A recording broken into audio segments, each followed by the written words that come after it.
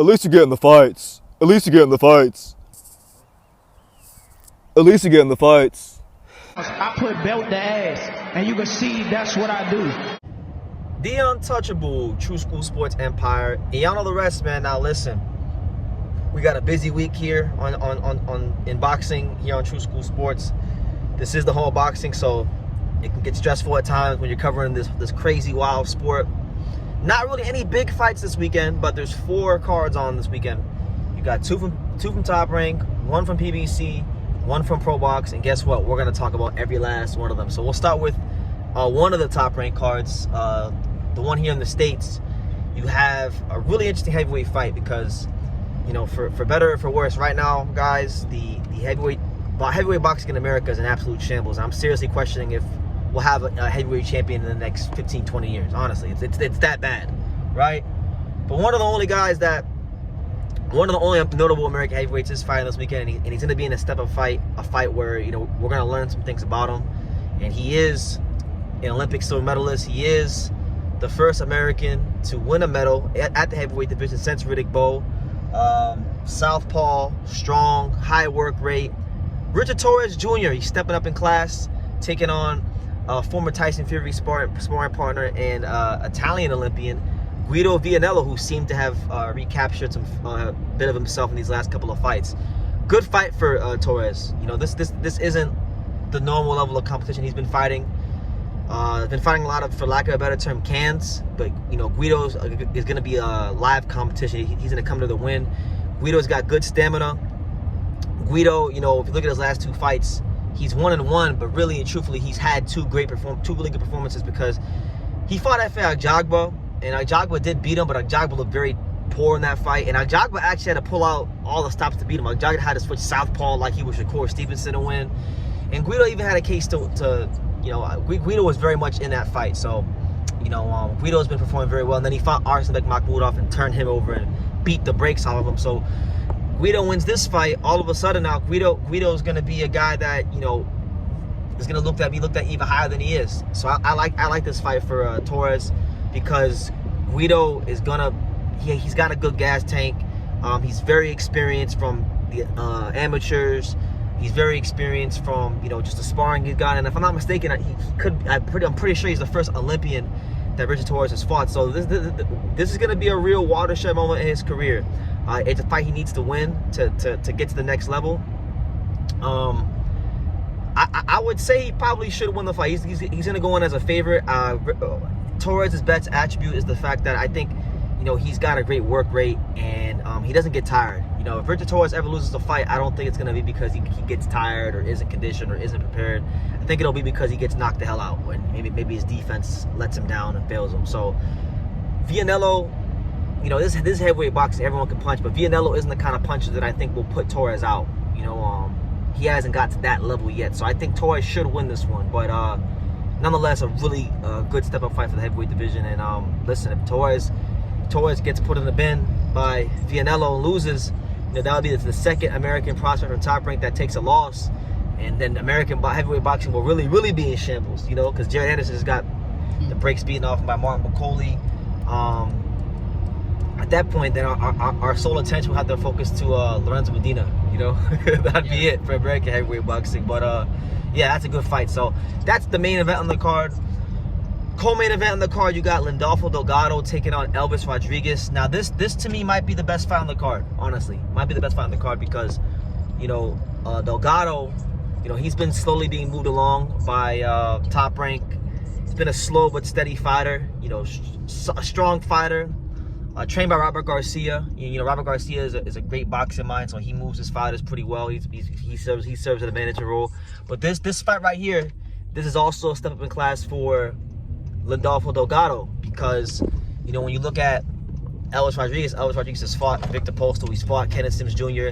Both these fighters I think the winner of this fight, you know, could potentially be on the cusp of getting like an Arnold Barbosa type of an opponent, or maybe Tio, or maybe one of the other guys that are ranked in the top 5, because Delgado is ranked in the top 5 with one of the sanctioning bodies.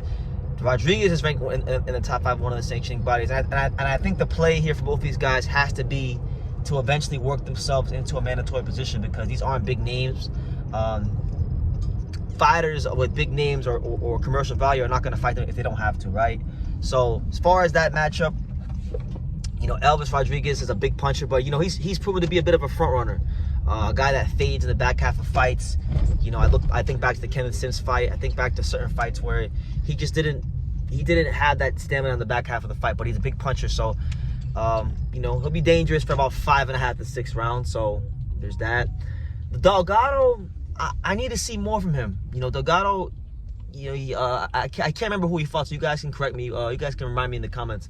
But I remember being ringside. He fought on the Angelo Leo Bernardo Lopez undercard. He was the co-main event, and I was there ringside. And I was watching Delgado, and I'm like, man, he's not really showing what I need to see. He's not really like showing another gear. So I need to see another gear in this fight. And whether it's Elvis or whether it's Delgado, whoever wins this fight needs to make a statement, because it's not even just for like their stock, but for the rest of the 140 division. You have to put yourself in a position when you don't have a big name like these guys. You got to put yourself in a position where like the media, like me or fans, are clamoring to see you fight the top name. So should be a good fight. Southpaw orthodox matchup. If I got to make a pick, I'll go with Lindolfo Delgado in a workman-like decision. I don't think either one of these guys have great gas tanks, or I don't think Rodriguez doesn't have a great gas tank. But I think Delgado is fundamentally sound enough to, you know, punch in between the shots of Rodriguez, and I don't think I'll knock him out, but I think it'll go the distance and it'll win a fight. He'll win the fight by decision, so I'll go with him there on that one. And the last, but certainly not least on this card, you got quite possibly the best young fighter in boxing today. You know, as far as, you know, fighters that don't have a title, especially from America. Abdullah Mason, he's back in action, and he's taking on Carlos Ornelas, who's 28-4. Now, funny enough with the Carlos Ornelas, he's gotten knocked out in 3 of his 4 losses. The only time he did not get knocked out, coincidentally, was when he fought Rafael Espinoza. He took Rafael Espinoza the distance, which I thought was kind of an eyebrow raiser, because Espinoza's always talked about as a guy who does have power. And he's got like thick bone density, but I question his power, because I've studied Espinoza's career, and there's been some suspicious fights, and I'll just leave it at that. But nonetheless, for Mason, this should be a routine knockout. You know, this guy is not the most durable Mexican fighter of all time, and little distraught about Mason, not because of him, but because this fight for him was initially supposed to be the Giovanni Cabrera fight. He was supposed to fight Giovanni Cabrera this week, and I thought that would have been a great step-up fight for him, because Cabrera has been a fighter that has, you know, upset fighters, who's awkward. He's a southpaw. That would have been a good test for Mason at this stage. So he pulled out the fight.